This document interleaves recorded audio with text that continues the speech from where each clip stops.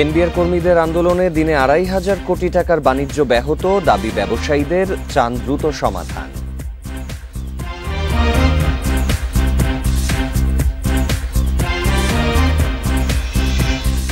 NBR shutdown কর্মসূচিতে সব বন্দরে অচলাবস্থা, আমদানি রপ্তানি স্থবির, আটকা পড়েছে পণ্যবাহী ট্রাক।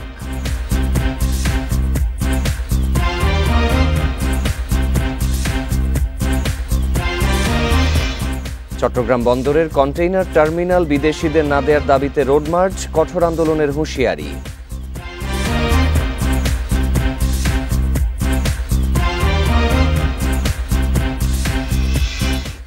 ভোটের হার অনুপাতে সংসদ গঠনের দাবি ইসলামী আন্দোলনের, সংখ্যানুপাতিক পদ্ধতি গ্রহণযোগ্য নয় বলছে বিএনপি।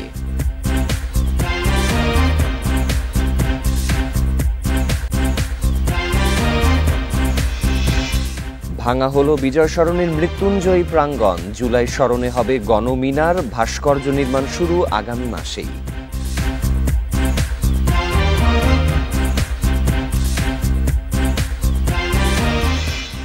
বিরতিহীন রাত ৯টায় বাংলাদেশের শিরোনাম শুনছিলেন, পুরো খবর নিয়ে আছি শাফাত বিন ফরিদ। এনবিআর কর্মকর্তাদের আন্দোলনের কারণে দৈনিক ২৫০০ কোটি টাকার বাণিজ্য ব্যাহত হচ্ছে বলে দাবি করেছেন ব্যবসায়ী নেতারা। তাই দ্রুত আলোচনা করে অচলাবস্থার অবসান চান তারা। শনিবার রাজধানীর একটি হোটেলে শীর্ষস্থানীয় বিভিন্ন ব্যবসায়ী সংগঠন আয়োজিত সংবাদ সম্মেলনে তারা এই কথা বলেন। এ সময় তারা বলেন, এনবিআর চেয়ারম্যানের অপসারণ কোনোভাবে কাম্য নয়। প্রায় এক মাস ধরে চলা এনবিআর কর্মীদের আন্দোলনে বড় ধরনের ক্ষতির মুখে পড়েছে আমদানি রপ্তানি নির্ভর ব্যবসা প্রতিষ্ঠানগুলো। দিন দিনে অবস্থা আরও ঘনীভূত হলে শনিবার সংবাদ সম্মেলন করে ব্যবসায়ী নেতারা। এ সময় জানানো হয়, কলম বিরতির ফলে প্রতিদিন ২৬০০ কোটি টাকার ব্যবসা ব্যাহত হচ্ছে। বন্দরে সময়মতো খালাস করতে না পারায় নষ্ট হচ্ছে কাঁচামাল। সংকট সমাধানে প্রধান উপদেষ্টার কার্যালয়ের নেতৃত্বে এনবিআর কর্মীদের সঙ্গে আলোচনায় বসার আহ্বান তাদের।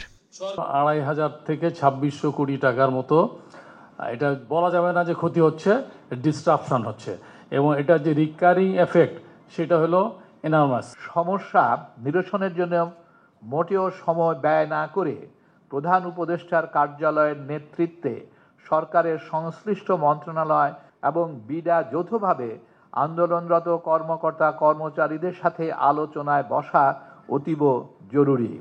এদিকে চেয়ারম্যানের পদত্যাগ সহ কয়েকটি দাবিতে আজও কলম বিরতিতে এনবিআর কর্মীরা। তবে ব্যবসায়ী নেতারা বলছেন, এনবিআর চেয়ারম্যানের পদত্যাগের দাবির কোনো যৌক্তিকতা নেই। যে আপনি চেয়ারম্যানকে রিমুভ করে দিবেন, তাইলে মানে শুধু আমরা আপনার সাথে আলোচনায় বসবো। হু আর ইউ টু ডিসাইড? তো কালকে বলবো যে আপনার এই মেম্বার সাহেবকে রিমুভ করেন, পরশুদিন বলবো যে ওই কমিশনার সাহেবকে রিমুভ করেন, তারপরে তার সাবঅর্ডিনেট স্টাফরা তাকে সেটা ডিমান্ড করবে। এটা তো হতে পারে না। বাস্তবতা হলো যে আমরা তাদের কাছে জিম্বি। আজকে যেটা আপনারা লক্ষ্য করছেন, এটা কিছুই না। এটা অ্যাকচুয়ালি ক্ষমতার একটা বন্টন নিয়ে ঝগড়া হচ্ছে, টাকা পয়সার বন্টন নিয়ে ঝগড়া হচ্ছে। মাঝপথে আমরা হচ্ছে বিপদগ্রস্ত। দেশের আমদানি রপ্তানি ও অর্থনৈতিক অবস্থাকে সচল রাখতে কোনো পূর্ব শর্ত ছাড়াই শাটডাউন কর্মসূচি সহ সব কর্মসূচি প্রত্যাহারের আহ্বান জানান ব্যবসায়ী নেতারা। Mehedi Hasan, Independent News, Dhaka. Shutdown ও মার্চ টু এনবিআর কর্মসূচিতে সারা দেশে বন্ধ এনবিআর সব সেবা। চেয়ারম্যানের পদত্যাগ ও যৌক্তিক সংস্কারের দাবিতে রোববারও এই কর্মসূচি চালিয়ে যাওয়ার ঘোষণা দিয়েছে এনবিআর সংস্কার ঐক্য পরিষদ। শনিবার রাজস্ব ভবনের সামনে অবস্থান শেষে সংবাদ সম্মেলনে এই ঘোষণা দেন তারা। জানায়, সরকারের সঙ্গে আলোচনায় আগ্রহী তারা, তবে এর আগে এনবিআর চেয়ারম্যানকে অপসারণ করতে হবে। পূর্ব ঘোষণা অনুযায়ী এনবিআর সংস্কার ঐক্য পরিষদের ব্যানারে সকাল থেকে রাজধানীর আগারগাঁওয়ে রাজস্ব ভবনের সামনে অবস্থান নেয় আন্দোলনকারীরা। অনাকাঙ্ক্ষিত ঘটনা এড়াতে মোতায়েন করা হয় আইন শৃঙ্খলা বাহিনী সদস্যদের। এনবিআর এর পক্ষ থেকে কর্মীদের অফিসে উপস্থিত না থাকলে শাস্তিমূলক ব্যবস্থা নেওয়ার নির্দেশনা ছিল। তা উপেক্ষা করেই চেয়ারম্যানের পদত্যাগের দাবিতে অনড় আন্দোলনকারীরা। আমরা চাই একটা এনবিআর, যেখানে একটা সৎ শাসন প্রতিষ্ঠিত হবে, একটা যৌক্তিক সংস্কার হবে, আন্তর্জাতিক মানদণ্ডের একটা এনবিআর আমরা প্রতিষ্ঠিত করতে চাই। আমাদের দেয়ালে পিঠ থেকে গিয়েছে এবং আমাদের পিছু আর ফিরে যাওয়ার কোনো রাস্তা নাই। আমরা চাই বৈষম্যহীন এনবিআর, এটাই আমাদের একমাত্র চাওয়া। বিকেলে রাজস্ব ভবনের সামনে আয়োজিত সংবাদ সম্মেলনে ব্যবসায়ীদের পাশে থাকার আহ্বান জানায় এনবিআর সংস্কার ঐক্য পরিষদ। সরকারের সাথে সমস্যা নিরসনে আলোচনা বসতেও আগ্রহী তারা। এনবিআর সংস্কার ঐক্য পরিষদ কর্তৃক ঘোষিত ২৮ জুন 2025 খ্রিস্টাব্দ তারিখ থেকে ট্যাক্স, কাস্টমস ও ভ্যাট বিভাগের সকল দপ্তরে লাগাতার কমপ্লিট শাটডাউন যথারীতি চলবে। আমরা জুলাই মাস আসার পূর্বেই তার অপসারণ চাই, কারণ আমরা পুত পবিত্র হয়ে জাতীয় রাজস্ব বোর্ডের কর্মকর্তা কর্মচারী বৃন্দ আলোচনায় অংশগ্রহণ করতে চাই। সংবাদ সম্মেলনে জানানো হয় 29 জুন থেকে সারা দেশের সব দপ্তর থেকে মার্চ টু এনবিআর কর্মসূচি পালিত হবে, তবে আন্তর্জাতিক যাত্রী সেবা চালু থাকবে। Shahid Ahmed, independent News, Dhaka. NBR কর্মকর্তা কর্মচারীদের কমপ্লিট শাটডাউন কর্মসূচির কারণে সারা দেশে বন্দরগুলোতে দেখা দিয়েছে অচলাবস্থা। আমদানি রপ্তানিতে শুল্কায়ন কার্যক্রম বন্ধ থাকায় বিপাকে ব্যবসায়ীরা। আটকা পড়েছে পণ্যবাহী অসংখ্য ট্রাক। এনবিআর বিলুপ্তির প্রতিবাদ ও চেয়ারম্যানের পদত্যাগ দাবিতে কর্মসূচি চলবে আগামীকালও। দ্রুত সংকট সমাধান না হলে ব্যাপক লোকসানের শঙ্কায় ব্যবসায়ীরা। শনিবার সকাল 9টা থেকে চট্টগ্রাম কাস্টমসে শুরু হয় কমপ্লিট শাটডাউন কর্মসূচি। তালা ঝুলিয়ে দেওয়া হয় শুল্কায়ন শাখার সব কক্ষে। কোনো কর্মকর্তা কর্মচারী কাজে যোগ দেননি। শুল্কায়ন কার্যক্রম বন্ধ থাকায় কাস্টমস অফিসে এসে ফেরত যান আমদানি রপ্তানিকারকদের প্রতিনিধিরা। আজকেও জানি যে কাজ হবে। গতকালকে রাত্রে একটা বিজ্ঞপ্তি পেলাম যে আজকে থেকে কমপ্লিট শাটডাউন অনির্দিষ্টকালের জন্য। এটা আপনার একটা সুস্থ সমাধানে না আসে, এরকম হ্যাঙ্গিং অবস্থা থাকে, তাহলে রাস্তাটি ডে বাই ডে এটা হবে, ডিমেশন হবে। সকাল থেকে ফাঁকা বেনাপোল কাস্টমস হাউস। বেকার সময় কাটাচ্ছেন বন্দরের সাথে সংশ্লিষ্ট শ্রমিকরা। অচল অবস্থা তৈরি হয়েছে হিলি স্থলবন্দরেও। বিল অব এন্ট্রি দাখিল থেকে শুরু করে কাস্টমস শুল্কায়ন বন্ধ থাকায় বন্দর থেকে আমদানি হওয়া পণ্য খালাস নিয়ে বিপাকে ব্যবসায়ীরা। এই শাটডাউনের কারণে এই কাঁচামালগুলা এই তীব্র তাপদাহে সবটাই ক্ষতিগ্রস্ত হয়ে যাবে। এতে ব্যবসায়ীদের চরম ক্ষতি হবে এবং এই ক্ষতির কারণে শুধু এই বাংলাদেশে এই কাঁচামালের যে দ্রব্যগুলা এগুলোর দামও বৃদ্ধি পাবে। শুল্ক আদায়ের সব ধরনের কার্যক্রম বন্ধ সোনা মসজিদ স্থলবন্দরেও। কর্মসূচির কারণে ভারতের মোহদ্দিপুর স্থলবন্দরে পণ্যবাহী ট্রাকের জট তৈরি হয়েছে জানান ব্যবসায়ীরা। রেশমি নন্দী, ইন্ডিপেন্ডেন্ট নিউজ।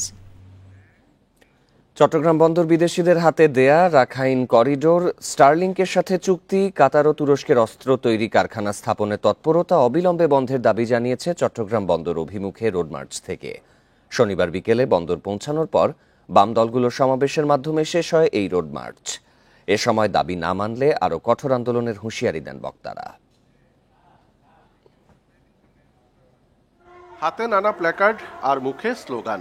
ঢাকা থেকে আসা রোডমার্চ চট্টগ্রাম বন্দরের 4 নম্বর গেট এলাকায় এসে পৌঁছায় শনিবার বিকেল 5টায়। বন্দরের এনসিটি ও রাখাইনে করিডোর দেওয়ার জোর প্রতিবাদ জানান রোড মার্চে অংশগ্রহণকারীরা। বলেন, বন্দরের মতো একটি লাভজনক প্রতিষ্ঠানের কর্মীদের দক্ষ না করে উল্টো বন্দরকে সাম্রাজ্যবাদীদের হাতে তুলে দেওয়ার পায়তারা চলছে, যা জনগণ কোনোভাবেই মেনে নেবে না। আমাদের বন্দর নিয়ে যদি এই ধরনের সাম্রাজ্যবাদী কোনো চক্রান্ত করা হয়, এই ধরনের বেসরকারীকরণের যদি কোনো চক্রান্ত করা হয়, আমরা এটার বিরুদ্ধে আসলে রুখে দাঁড়াব। বন্দর এবং আমাদের দেশের যারা এই বিষয়ে পড়াশোনা করছে তাদেরকে আসলে ধীরে ধীরে বিশেষজ্ঞ করে তোলা। পরে কমিউনিস্ট পার্টি চট্টগ্রামের সভাপতি অশোক সাহার সভাপতিত্বে শুরু হয় প্রতিবাদ সমাবেশ।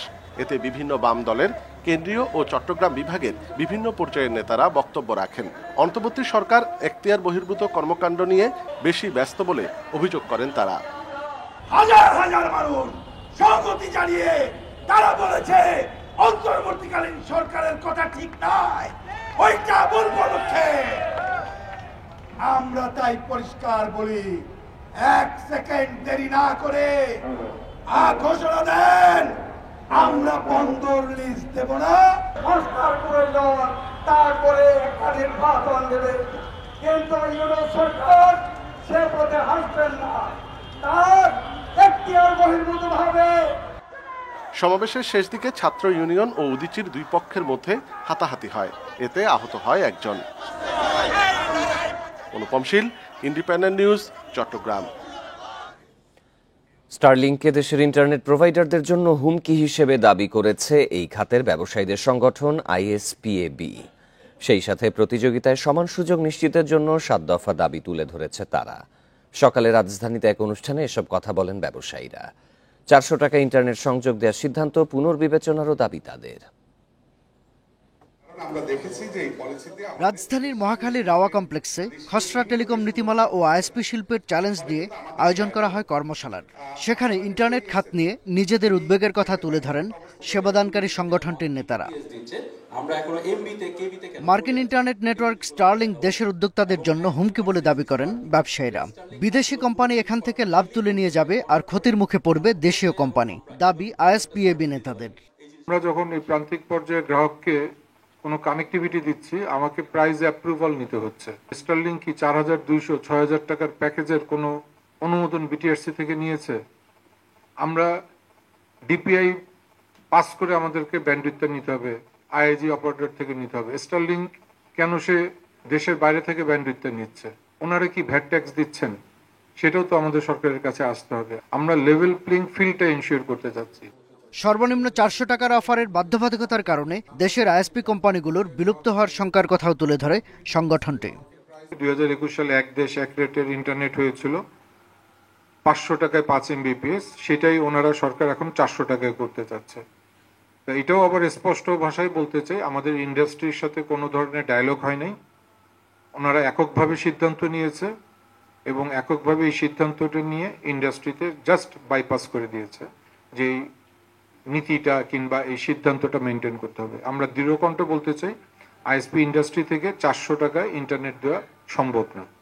দেশের উদ্যোক্তাদের রক্ষায় নীতিগত সিদ্ধান্ত বদলানোর আহ্বান জানান ইন্টারনেট সেবাদাতারা। প্রতিযোগিতার সমান সুযোগ নিশ্চিতে 7 দফা দাবি তুলে ধরা হয় কর্মশালায়। শাহাদাত স্বপন, ইন্ডিপেন্ডেন্ট নিউজ, ঢাকা। আগামী বছর শেষ হচ্ছে গঙ্গার পানি বন্টন চুক্তিটির মেয়াদ, তাই পানির ন্যায্য হিস্সা আদায়ে ভারতের বিপক্ষে এখনই আওয়াজ তুলতে হবে। ফারাক্কার বিরূপ প্রভাব ও বাংলাদেশের স্বার্থ রক্ষায় আন্তর্জাতিক পর্যায়ে কাজ চলছে। শনিবার রাজধানীতে আন্তর্জাতিক ফারাক্কা কমিটির এক সেমিনারে এসব কথা জানান বক্তারা।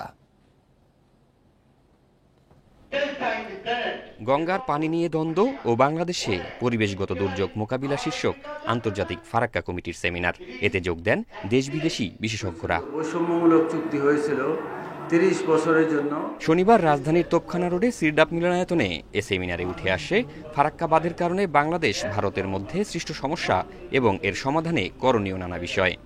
ফারাক্কা বাঁধ প্রতি বছর বিলিয়নস অফ ডলার্স আমাদের ইকোলজিক্যাল, ফিনান্সিয়াল, অকুপেশনাল, ট্রেডিশনাল সব রকম ধরনের ক্ষতি করতেছে। যে ফাঁদ আমাদের জন্য পাতা হয়েছিল, এখন তাদের জন্য সেটাও আবার মরণ ফাঁদ হয়ে যাচ্ছে। বাংলাদেশের নদ নদী, পরিবেশ এবং জনজীবনে এ বাঁধের বিরূপ প্রভাব নিয়ে কথা বলেন বক্তারা। জানান, ফারাক্কা খুলে দেয়ায় প্রায়ই দেশে বন্যা পরিস্থিতি তৈরি হয়, নষ্ট হয় ফসল। আগামী বছর গঙ্গা চুক্তি নবায়ন হচ্ছে, তাই এখনই জাতিগতভাবে ভারতের বিরুদ্ধে আওয়াজ তুলতে হবে। বেশি দিন নাই, আবার যখন ফারাক্কা চুক্তি হবে 2026-এ, আমাদের প্রিপারেশন কি? আবারও কি আপনারা ওখানে এই কথাটা তুলবেন না যে এমন একটা আমরা ট্রিটি চাই যেখানে গ্যারান্টি ক্লজ থাকবে, আরবিট্রেশন ক্লজ থাকবে, যেখানে দেশের স্বার্থকে সবার উপরে স্থান দিতে হবে। পানির ন্যায্য হিস্সা আদায়ে আন্তর্জাতিক সহযোগিতা ও যৌথ উদ্যোগের প্রয়োজনীয়তাও তুলে ধরেন বিশেষজ্ঞরা। জাহিদুল ইসলাম, ইন্ডিপেন্ডেন্ট নিউজ, ঢাকা। নতুন করে চ্যালেঞ্জের মুখে ভারত বাংলাদেশ বাণিজ্য সম্পর্ক। স্থলবন্দর দিয়ে বাংলাদেশ থেকে 9 পণ্য আমদানিতে ভারতীয় নিষেধাজ্ঞায় এই পরিস্থিতি। এ নিয়ে পণ্য আমদানিতে 3 মাসে 3 দফা বিধিনিষেধ আরোপ করল ভারত।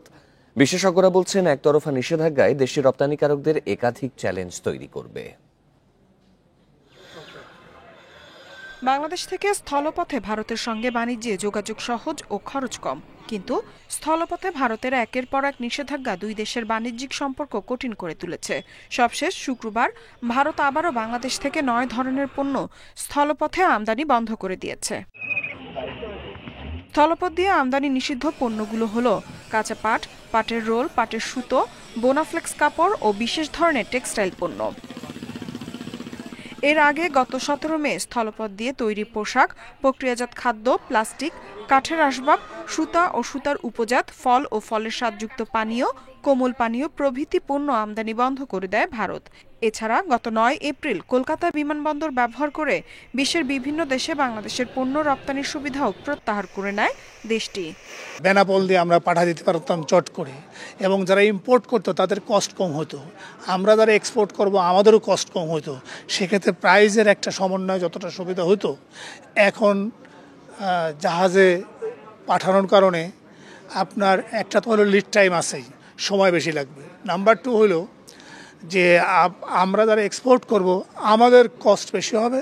ভারতের নিষেধাজ্ঞায় ক্ষতিগ্রস্তের সংখ্যায় ব্যবসায়ীরা, বিশেষ করে খুলনা ও রংপুর অঞ্চলের পাট ও তৈরি পোশাক ব্যবসায়ীরা। জাতীয় রাজস্ব বোর্ডের তথ্য অনুযায়ী 2023-24 অর্থ বছরে বাংলাদেশ থেকে ভারতে এই 9 ধরনের পণ্য রপ্তানি হয়েছে 1,645 কোটি টাকার। 99% স্থলপথ দিয়ে রপ্তানি হয়।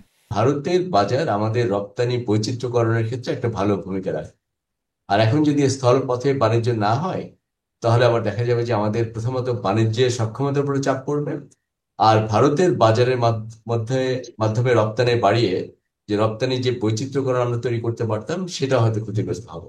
তবে সমুদ্রপথে মুম্বাইয়ের নভোসেবা বন্দর দিয়ে বাংলাদেশি পণ্য ভারতে সরবরাহের কোনো বিধি নিষেধ নেই। এছাড়াও বাংলাদেশের স্থলবন্দর দিয়ে ভারতে হয়ে নেপাল ও ভুটানে এই 9 ধরনের পণ্য স্বাভাবিক নিয়মে রপ্তানি করা যাবে। ইফাতারা, ইন্ডিপেন্ডেন্ট নিউজ। ভোটের সংখ্যানুপাতিক হার বিবেচনায় জাতীয় সংসদের উভয় কক্ষে প্রতিনিধি নির্বাচিত হলে আর কেউ স্বৈরাচারী হতে পারবেন না বলে মন্তব্য করেছেন ইসলামী আন্দোলনের আমির সৈয়দ মোহাম্মদ রেজাউল করিম। বিকেলে রাজধানী সোহরাওয়ার্দী উদ্যানের সমাবেশে এই মন্তব্য করেন তিনি। বলেন, এখনও রাজনৈতিক পরিস্থিতির পরিবর্তন হয়নি। একটি দলের লোকজনের বিরুদ্ধে চাঁদাবাজি ও দখলদারির অভিযোগ উঠেছে বলেও মন্তব্য করেন তিনি। রাজধানীর সোহরাওয়ার্দী উদ্যান ইসলামী আন্দোলনের সমাবেশে যোগ দেন দেশের বিভিন্ন প্রান্ত থেকে আসা নেতাকর্মীরা। হাতে ছিল দলের প্রতীক হাত পাখা। সমাবেশে পরে শোনানো হয় 16 দফা ঘোষণাপত্র। জনপ্রশাসনকে ঢেলে সাজাতে হবে। সমাবেশে অংশ নেয় জামাত, এনসিপি, গণ অধিকার পরিষদ সহ বেশ কয়েকটি রাজনৈতিক দলের নেতারা। দাবি জানান ভোটের সংখ্যানুপাতিক হারে সংসদে বিভিন্ন দলের আসন নির্ধারণের। ইতিমধ্যে উচ্চকক্ষের নির্বাচনে পিআর পদ্ধতিতে প্রতিনিধিত্ব নির্ধারণ করা হবে।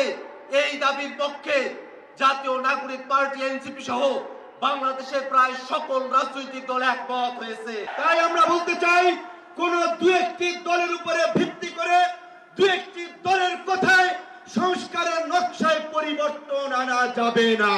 নির্বাচন কমিশনের প্রধানকে আমি বলতে চাই, আজকের এই সমাবেশ থেকে, এই জনসমুদ্র থেকে এই বার্তা যদি আপনারা বুঝতে ভুল করেন, পিআর পদ্ধতি ছাড়া নির্বাচন বাংলার মানুষ গ্রহণ করবে না। সমাবেশে ইসলামী আন্দোলনের আমির বলেন, সংসদে উভয় কক্ষে সংখ্যানুপাতিক পদ্ধতিতে প্রতিনিধি নির্বাচনের বিষয়ে বিভিন্ন দলের ঐক্যমত হয়েছে, যা বাস্তবায়নে গণভোটের দাবিও জানান তিনি। আগামী নির্বাচনে সংসদের উভয় কক্ষে অবশ্যই পিআর পদ্ধতিতে নির্বাচন দিতে হবে।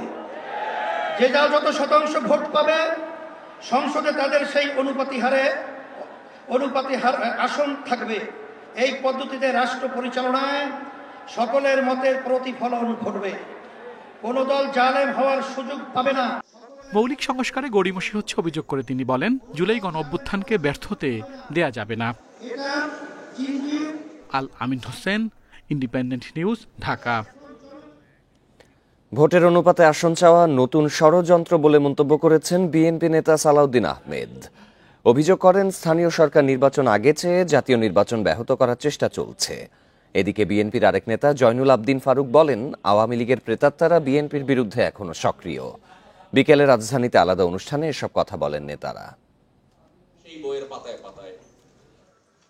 রাজধানীর মাতৃভাষা ইনস্টিটিউটে জিয়াউর রহমানের স্মারক বই ও আর্কাইভ উন্মোচনের অনুষ্ঠানে যোগ দেন বিএনপির স্থায়ী কমিটির সদস্য সালাউদ্দিন আহমেদ। এ সময় তিনি বলেন, ভোটের অনুপাতে আসন বিন্যাস জটিল প্রক্রিয়া। এছাড়া স্থানীয় সরকার নির্বাচন আগে চাওয়া এক ধরনের ষড়যন্ত্র বলেও মন্তব্য করেন বিএনপি নেতা। আনুপাতিক হারে নির্বাচনের কথা যারা বলছেন তাদের একটা উদ্দেশ্য আছে। যারা স্থানীয় সরকারের নির্বাচন জাতীয় সংসদের নির্বাচনের আগে চায়, তাদের একটু উদ্দেশ্য আছে, হয় নির্বাচন বিলম্বিত করা অথবা বাংলাদেশে নির্বাচন না হওয়া। আনুপাতিক হারে নির্বাচনের ক্ষেত্রে কোনো সংসদীয় এলাকার ভোটারগণ জানবেন না যে কে তাদের এমপি হবে।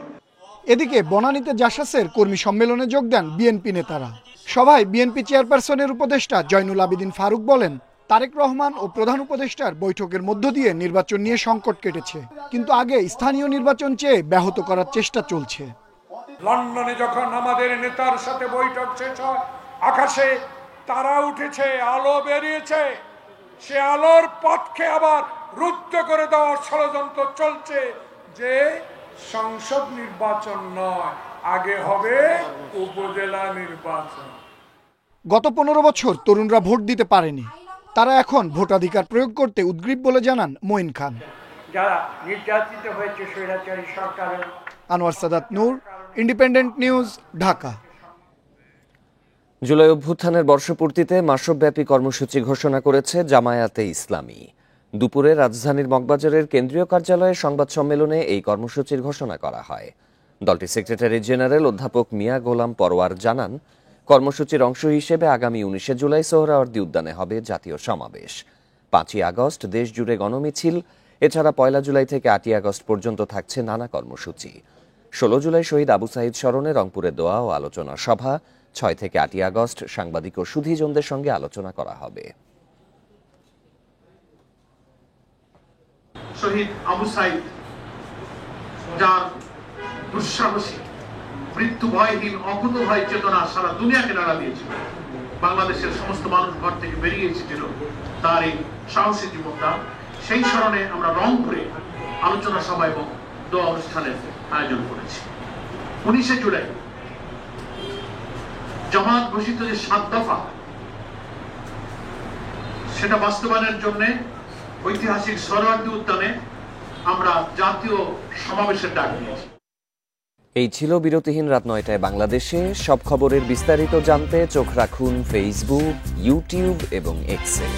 আমন্ত্রণ পরের আয়োজনে।